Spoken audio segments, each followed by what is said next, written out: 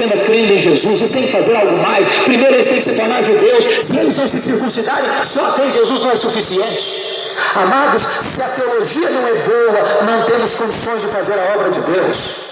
A evangelização depende de uma teologia clara. A fé só no Senhor Jesus. Não é fé mais misticismo, não é fé mais isso ou mais aquilo, é apenas a fé na pessoa bendita do Senhor Jesus. Diz a Bíblia que o concílio se reuniu e pareceu bem ao Espírito Santo e a eles não impor aos gentios nenhuma coisa a mais, a não ser a única condição de crer a fé genuína no Senhor para a salvação. Teologia boa, resolvido o problema doutrinário, hora de voltar para a segunda viagem missionária.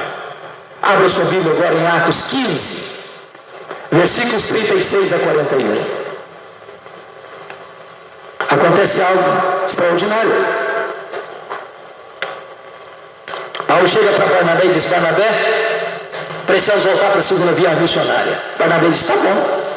Só um detalhe, o nosso amigo João Marcos, o jovem João Marcos, repensou a sua vida e quer voltar conosco. Diz a Bíblia que Paulo diz: não, eu não acho justo levar esse moço. E diz o texto que houve tal desavença entre Barnabé e Saulo que eles não puderam caminhar juntos. Irmãos amados, os líderes da igreja não deviam brigar, mas às vezes brigam. Os líderes da igreja não deveriam ser intolerantes, mas às vezes são. O que eu acho grandioso é que mesmo quando nós erramos, os planos de Deus não podem ser frustrados. Porque agora, em vez de uma caravana missionária, tem duas. O relato vai nos passar, no livro de Atos, por Paulo e Silas. Mas preste atenção, que o Paulo que está rejeitando o jovem João Marcos vai mudar de ideia mais tarde. E agora diz a Bíblia que vão para a segunda viagem missionária, e o propósito de Paulo é entrar na Ásia, mas diz a Bíblia que o Espírito de Deus os impede de entrar na Ásia, e ele escuta uma voz de um varão macedônio dizendo: passa a Macedônia e ajuda-nos. Eu não sei se você tem a clara noção do que isso implica para o Ocidente. Se hoje estamos aqui, se hoje o Ocidente é cristianizado, devemos a esta obra soberana de Deus invocar a viagem missionária para o Ocidente e não para o Oriente. E diz a Bíblia que agora eles entram na Europa. E Paulo chega em Filipos, e eu chamo a sua atenção para esse ponto. A obra missionária é dirigida por Deus, mas quem escolhe os melhores métodos somos nós. Porque Paulo não para em qualquer cidade. Se você perceber, as cidades listadas aí são todas cidades importantes: Filipos, Tessalônica, Bereia, Atenas e Corinto. Filipos era a colônia romana, Tessalônica era a capital da Macedônia, Bereia era uma cidade importante da Macedônia, Atenas era a capital intelectual do mundo, Corinto era a capital da Caia. O que isso nos ensina? Hoje às vezes nós vamos pensar em plantar uma igreja. Muitas vezes se compra o pior terreno, no bairro mais escondido, na rua mais escondida, no terreno mais difícil, e plantamos uma igreja que vai virar congregação durante 20 anos, quando nós devíamos pensar estrategicamente em plantar igrejas estratégicas que possam, a partir dali, o evangelho irradiar-se por toda a região. Agora note uma coisa: o fato de você estar fazendo a obra de Deus, dentro do calendário de Deus, segundo a vontade de Deus, não significa que você vai ter facilidades. Paulo foi preso em Filipos, Paulo foi escorraçado em Tessalônica, Paulo foi enxotado de Bereia, Paulo foi chamado de tagarela em Atenas, e Paulo foi chamado de impostor em Corinto. Ele passa 18 meses em Corinto, e de Corinto ele escreve a primeira carta dele à Galácia, a igreja da Galácia, e escreve as duas cartas à igreja de Tessalônica.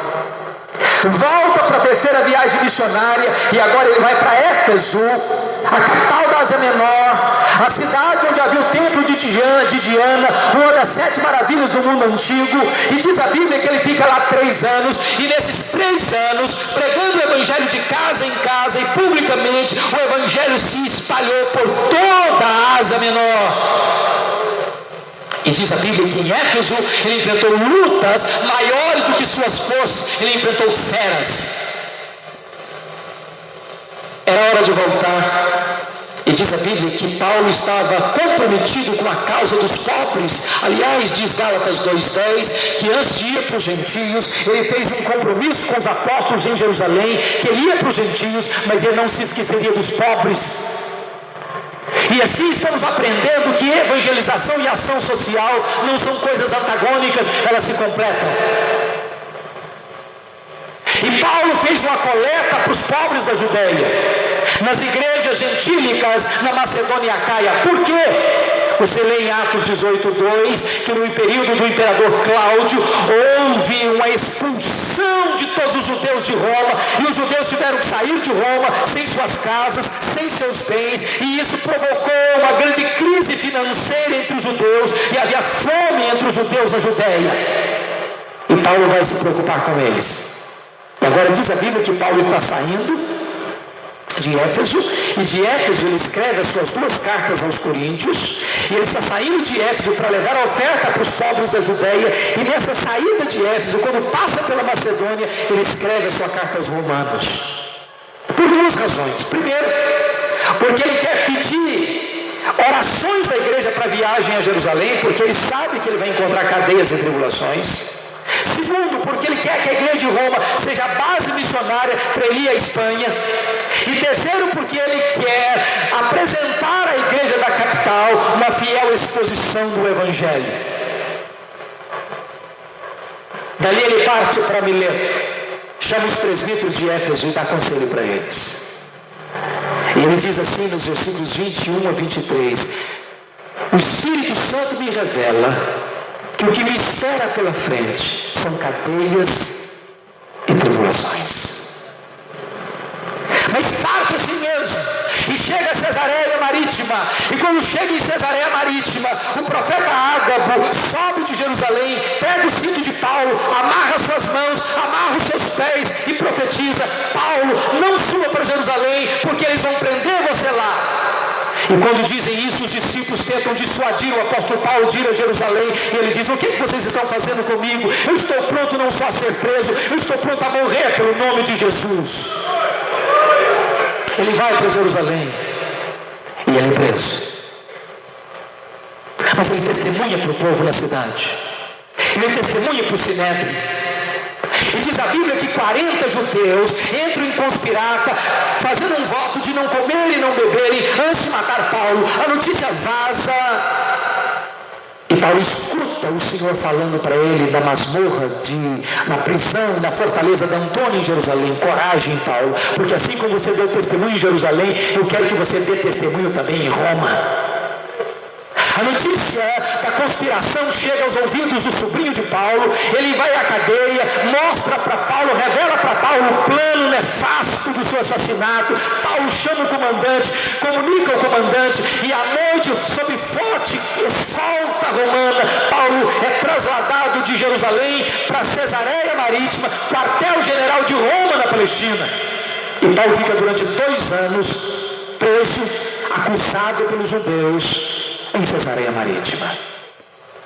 Com a mudança do governo de Félix para Festo, Festo sobe a Jerusalém, conversa com o Sinédrio, e o Sinédrio tenta cooptar o governador Festo, corrompendo para que Festo mandasse para Jerusalém, porque o problema, segundo o Sinédrio, era um problema doméstico, mas a intenção deles era matar Paulo na estrada. Paulo, percebendo que Festo estava para entregá-lo, usando o direito de cidadão romano, diz: eu sou cidadão romano e eu quero ser julgado em Roma. Festo disse: para Roma você escolheu, para Roma você irá. No dia que